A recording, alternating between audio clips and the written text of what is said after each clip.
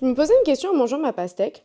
Comment ça se fait que les femmes sont toujours plus apprêtées et font toujours plus attention à leur physique que les garçons? Et la réponse peut sembler plutôt évidente, mais c'est quand même intéressant de se poser la question. Et ce double standard, il remonte à l'enfance et à l'éducation même pendant l'enfance. Les petits garçons ont compris que leur validation venait à travers leur qualité, leur capacité, leur personnalité. Ils ont entendu des phrases comme «Waouh, qu'est-ce que tu cours vite, t'es fort en maths, t'es super drôle», alors que les petites filles, elles ont appris depuis très très jeunes que leur validation venait de leur beauté et surtout de leur trait physique. Elles ont entendu des phrases comme «Oh, t'es toute jolie, comment t'es mignonne, ta petite robe elle te va trop bien», etc. En se construisant et en comprenant que la validation vient du physique, bah forcément, en grandissant, en devenant une femme, c'est quelque chose qui devient très important. Important au point d'en mettre des sommes colossales. Quand on regarde le prix des ongles, le prix du maquillage, des crèmes pour le visage, des crèmes pour les cheveux, des vêtements, littéralement, l'inégalité sociale et financière existe même à cause de l'inégalité du traitement physique. Elle est super juteuse cette pastèque. Et je trouve ça super dommage que ce genre de standard existe parce que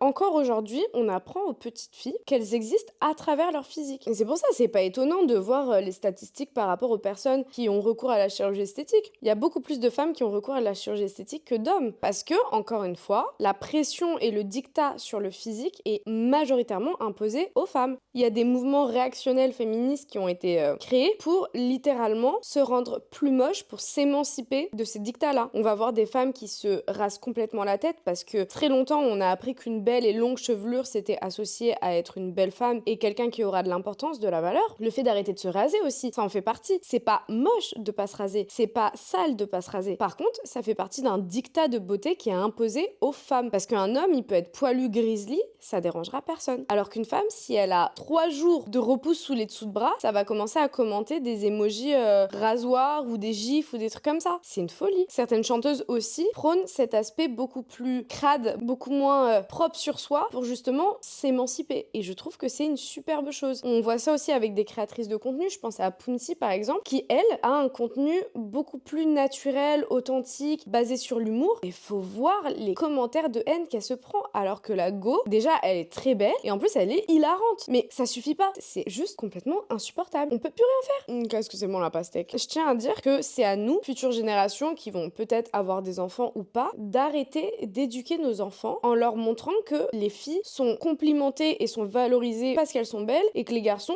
peuvent être qui ils veulent. Évidemment, je pense que c'est toujours bien de faire attention à son physique, homme ou femme. C'est juste dommage qu'on ne puisse pas tous être traités à la même échelle. Et sur ce, moi je vais finir ma pastèque et Free Palestine.